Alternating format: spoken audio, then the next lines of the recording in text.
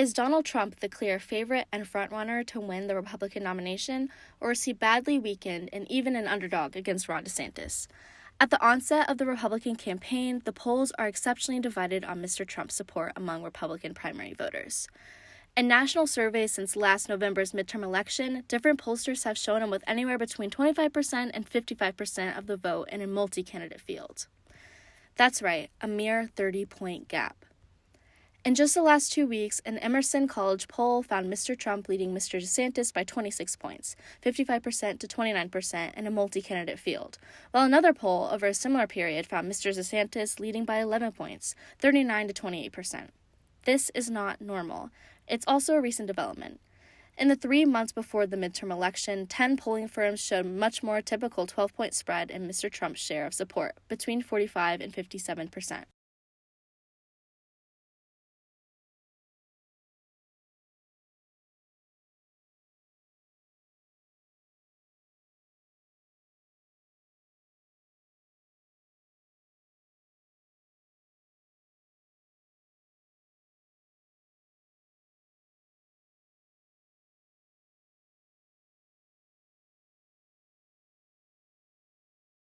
Personally, I've become a lot more comfortable with just talking and being myself, even if it's not in front of people, just in general.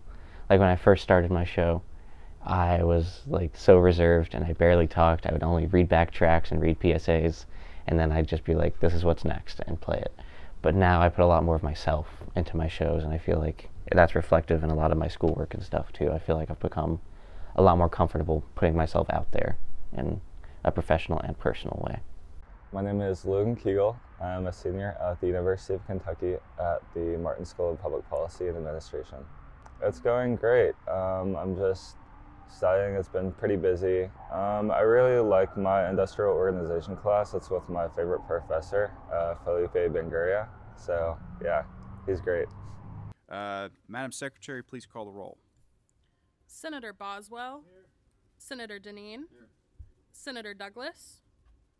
Senator Funky Fromeyer. Present. Senator Givens. Here. Senator Neal. Senator Nemes. Present. Senator Webb.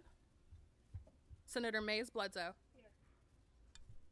That the American view of justice is a little messed up. It's a little wonky, you could say. So, to talk about the concept of justice generally, that is sort of a very philosophical thing. For me, it means people being treated fairly. Sure. And people being treated with equality. But in the United States, especially recently, we have had some shifts towards maybe not having the most fair or equal treatment under the law. Is it a shift or is it something that's always existed? It's a concerted movement. Well, it's always existed, but recently it's been a concerted movement by the conservatives to undermine democracy itself. Right. Okay, I see what you mean. Yeah. Yeah.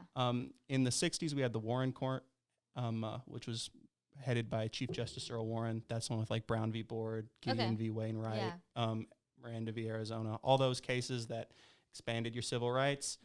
And, well, since then, the conservatives have pretty much held the court since the Warren Court, and they have been trying to roll back every single gain that has been made and bring us kicking and screaming back into the 1900s.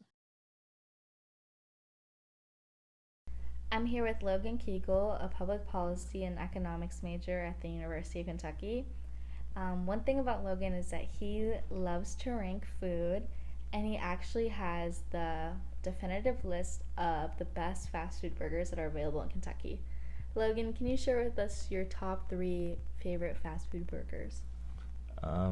Disclaimer, Five Guys is not on the list. It's not fast food. So now past that, Culver's Butter Burger, number 1, dressed of course. Number 2 is Hardee's Thick Burger. It's juicy, it's delicious.